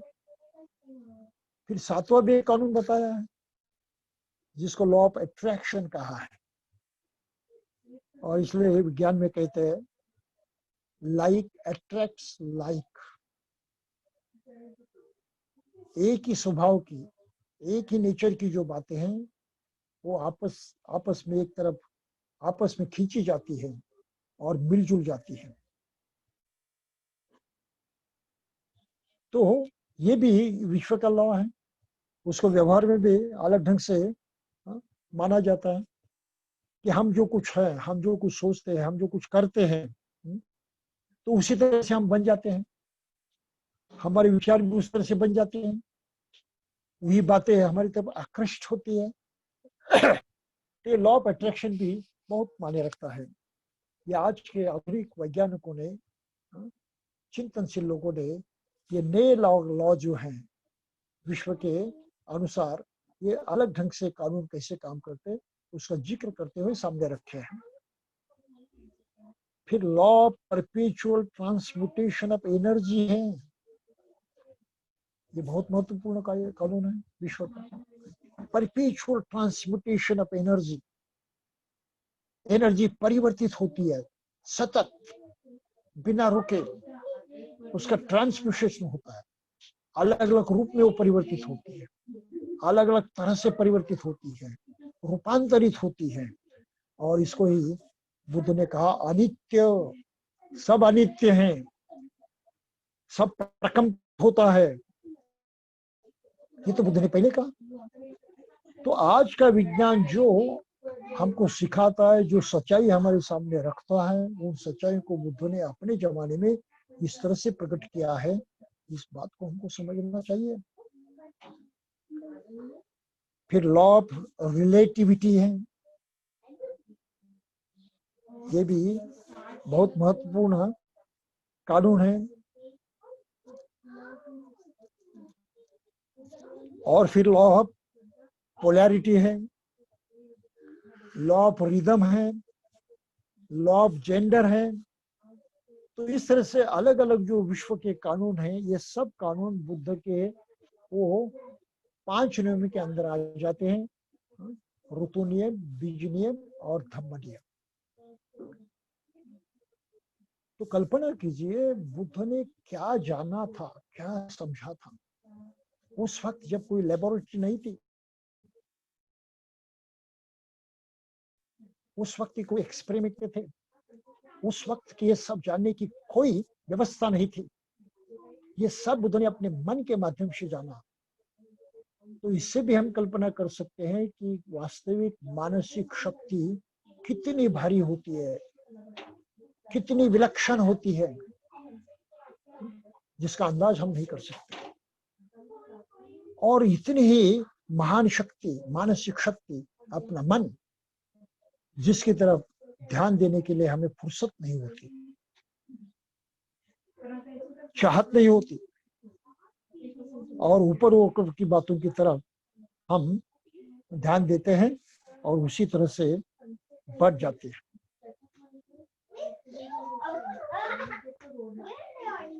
तो ये दृष्टि जो है, मनुष्य जीवन जीने की दृष्टि जो है, ये बुद्ध ने हमको प्रदान की है। और उस मन का महत्व सर्वोपरि हम पर उन्होंने प्रकट किया, हमारे लिए, हमारे मन पर अंकित करने के प्रयास उन्होंने किए हैं। पाली की जो गाथा है, धम्मपद में जो आते हैं, मनोबंगमा धम्मा मनोसेठा मनोमया मनुष्या च पदुत्थे न भासति वा करोति वा। मन से ही सब उत्पन्न होता है, मन ही सबका नियंता है, ये सब मन से ही बने हुए हैं। मन जो चाहता है, मन में जो आता है उसके अनुसार होता है। तो जैसे ततोनं दुःखमन्वति चक्रवो हतो पदं, अगर मन में दुखकारी भावना पैदा हुई, दुखकारी विचार पैदा हुए, गलत विचार पैदा हुए, तो दुख होता है।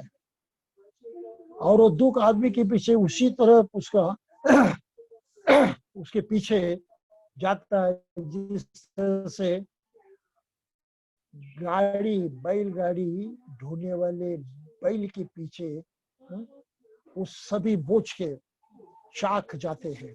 बैलगाड़ी के जो चक्र होते हैं वो बोझ है, वो चक्र जैसे उस बैल के पीछे जाते हैं, उस तरह से आदमी के पीछे दुख जाता है अगर उसने गलत ढंग से व्यवहार किया तो।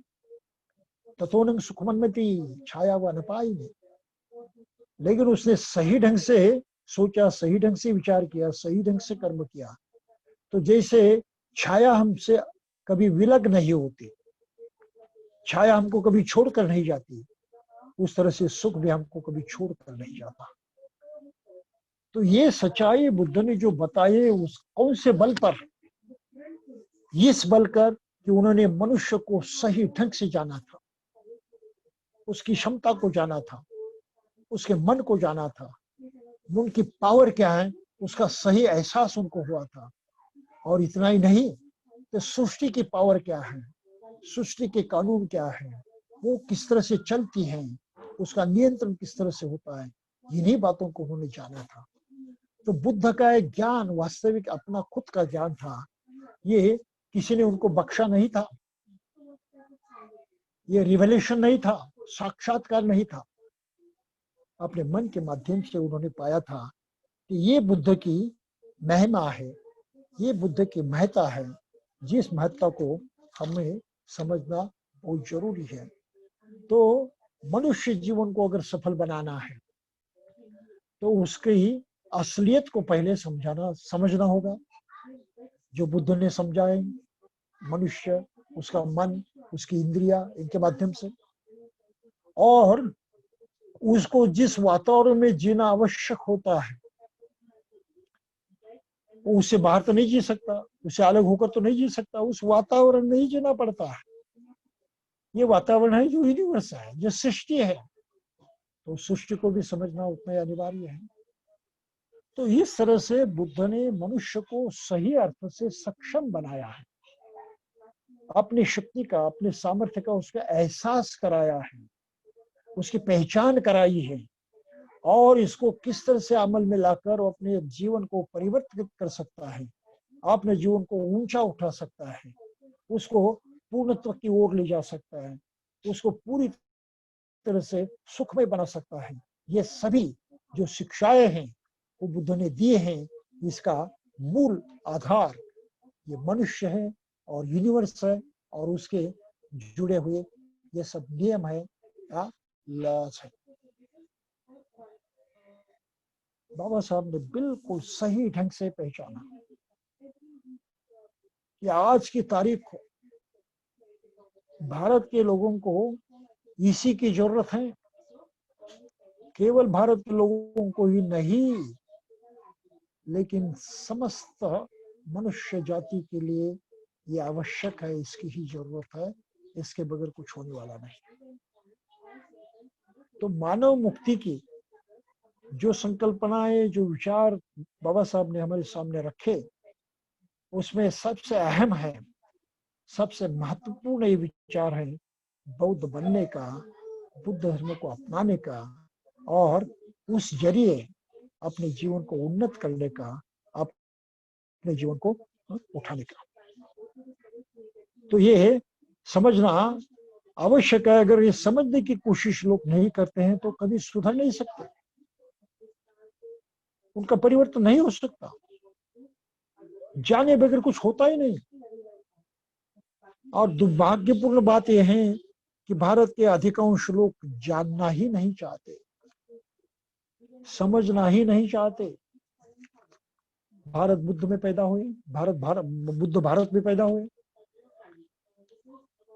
भारत में उन्होंने ज्ञान पाया, अपनी धर्म की शिक्षा दी, उसको फैलाया।